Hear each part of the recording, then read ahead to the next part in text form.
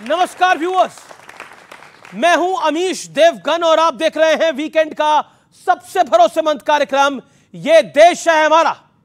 लोकसभा चुनाव के करीब 3 महीने बाद राज्यों में विधानसभा चुनाव वाला एक्शन शुरू हो गया है।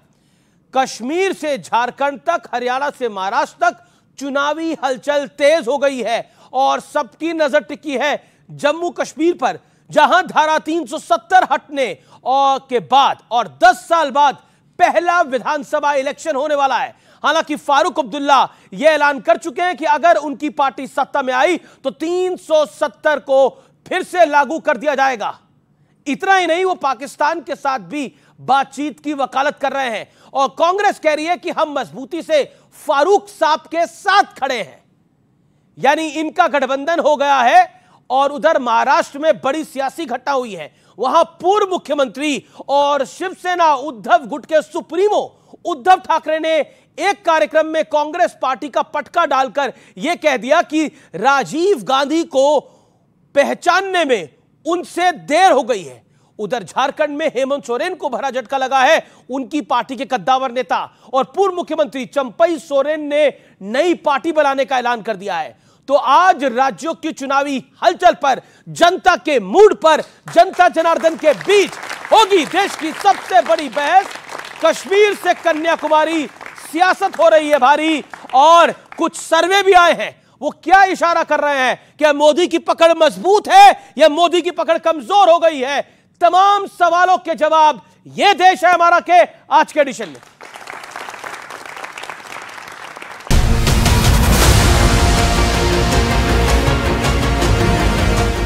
2024 के लोकसभा चुनाव के बाद एक बार फिर चुनावी बिगुल बज चुका है।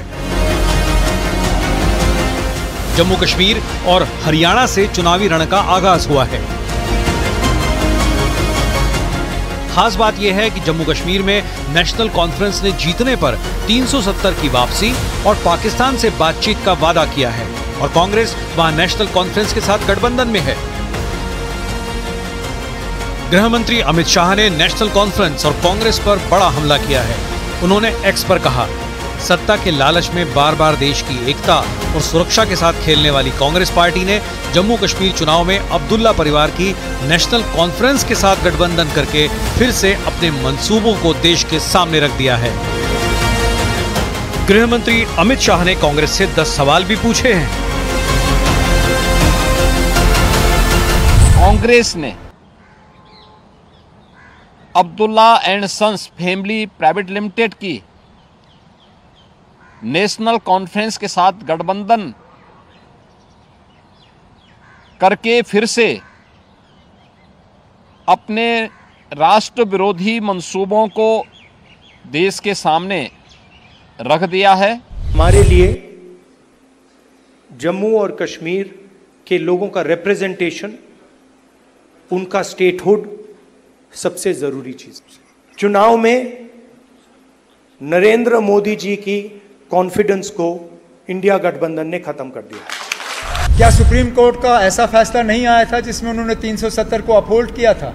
इन मामलों पे हम खामोश नहीं रहेंगे, इस लड़ाई को हम छोड़ेंगे नहीं। हमें उम्मीद है कि हालात इस मुल्क में बदल जाएंगे। उमर अब्दुल्ला जी को आज तो सच बोल देना चाहिए कि कब्र में गई हुई चीज कभी वापस नहीं आती। उधर महाराष्ट्र में बहुत बड़ा पॉलिटिकल डेवलपमेंट हुआ। 20 अगस्त को कांग्रेस के सद्भावना दिवस संकल्प रैली में उद्धव ठाकरे पहुंचे। उन्होंने वहां कांग्रेस का पटका पहना, साथ ही कहा कि राजीव गांधी को समझने में देरी हुई।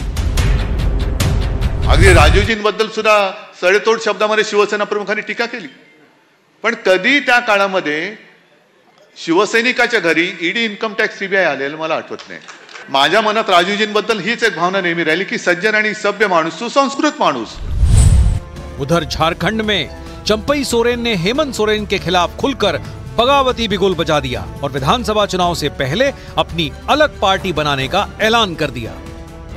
एक बहुत बड़ी भूल, राजनीतिक भूल चंपई बाबू ने किया है।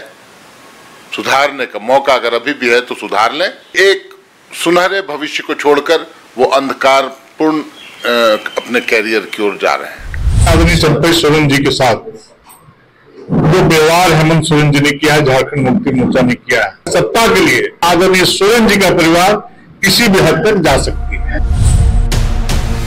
इन तमाम सियासी हलचलों के बीच बड़ा सवाल है कि लोकसभा चुनाव के बाद आई पहली अग्नि परीक्षा में कौन बाजी मारेगा।